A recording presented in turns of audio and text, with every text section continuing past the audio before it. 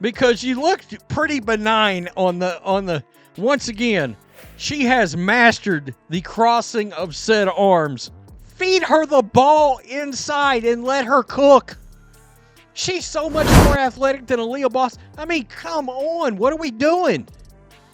On the side, I'm telling you right now. Guys, I would take my chances with Austin Kelly right now. Caitlin Clark couldn't believe it. Chloe Bibby, the Fever's spark plug shooter, didn't play a single minute. 0. Fans are calling it the wildest coaching decision of the season, even labeling it the nastiest of all nasty work. But what really pushed Stephanie White to sit her? Was it truly about defense or something deeper? In this video, we'll break down White's comments, the fan outrage, and Clark's own visible frustration on the court. Because this moment might reveal far more about the Fever than just one odd rotation. Before we move on, I'd like to ask you a small favor. If you appreciate this content, please take a second to like this video and subscribe to the channel. Over 98% of you watch the videos without subscribing. It costs you nothing. Yeah, there were some thoughts. Was it the only thoughts you had all night long? This team is loaded with talent. Loaded. Even with Caitlin Clark out.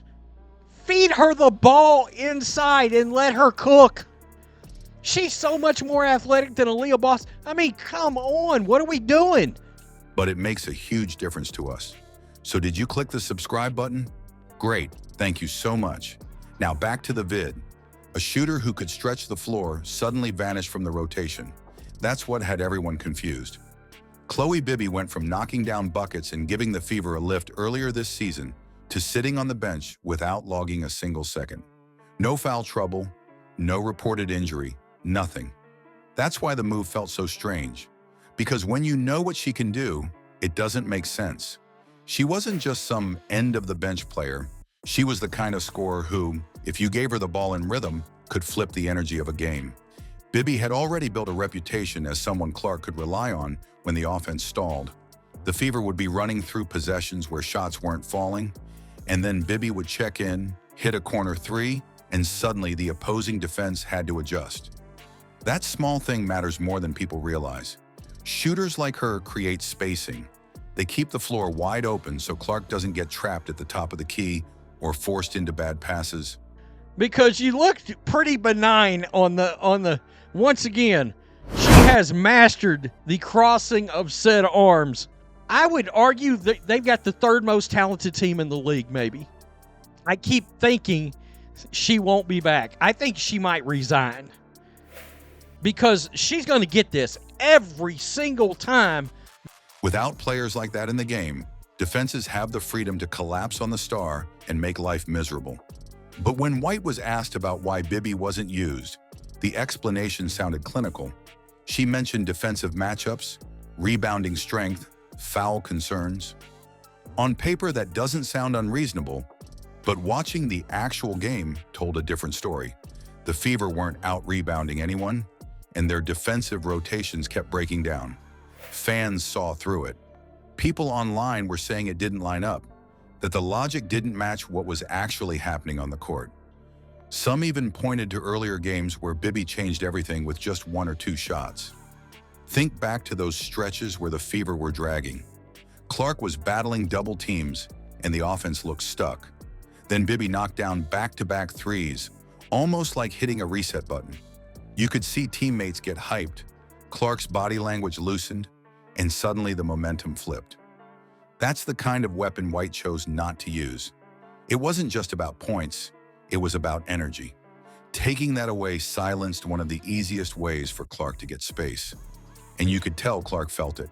Anyone watching could read it from her body language.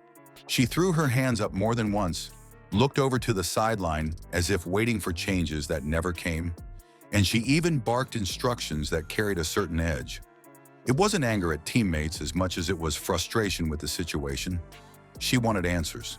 She knew what was missing, and her reaction proved she understood how much harder she had to work without an extra shooter spreading the defense.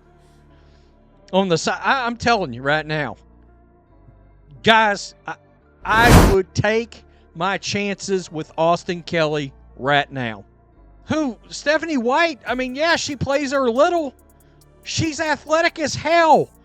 Meanwhile, fans exploded online. They labeled the move the nastiest of all nasty work, blasting the idea that Bibby didn't deserve minutes. The words people used went beyond just frustration at strategy. They started speculating about bias and agendas, wondering if White was sending a message or trying to downplay role players to make a point. It didn't feel like normal rotation juggling. It felt targeted. And when that kind of questioning starts, it shows a growing rift, not just between fans and the coach, but in how the team's decisions intersect with what Clark needs to succeed. So this raises a deeper question. Was this actually just coaching judgment gone wrong, or something more personal? When people hear explanations that sound detached from what's actually happening, they begin to suspect motives. Maybe it's about control. Maybe it's about reminding the team who is making the calls. Either way, the language around it carried a cutting tone. That's why White's comments hit harder than expected.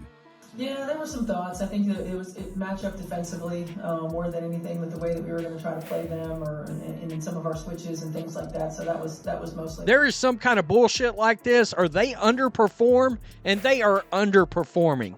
This team, even with these injuries, serious. I mean, Lexi, Aaliyah Boston, Kelsey Mitchell, Sophie Cunningham, Chloe Bibby. It wasn't only the fact that Bibby didn't play, it was the way her potential impact was brushed aside as if it had no weight. For Clark, who clearly values what shooters like Bibby bring, that attitude clashes with the reality on the court. It creates tension between what fans see, what Clark sees, and what the coaching staff is willing to admit. And that's why this single decision feels bigger than one box score. Because when the coach dismisses the kind of help Clark needs, it builds the image of Clark not only fighting defenders across the league, but fighting the very system around her. The hero in this story is being forced into battles that don't always make sense, and that might set the stage for an even bigger conflict down the road. Clark isn't just battling defenders every night, she's stuck dealing with decisions that make her job even harder. When shooters are ignored, spacing disappears, and the offense crumbles into traps. That tension builds a storyline inside the Fever, where Clark feels like the lone fighter pushing against both opponents and her own team's strategy. So what do you think? Is this White sabotaging her own roster, or is she just completely out of touch with what the game demanded? And if this keeps happening, the real question is simple. How long before Clark questions her future with the Fever?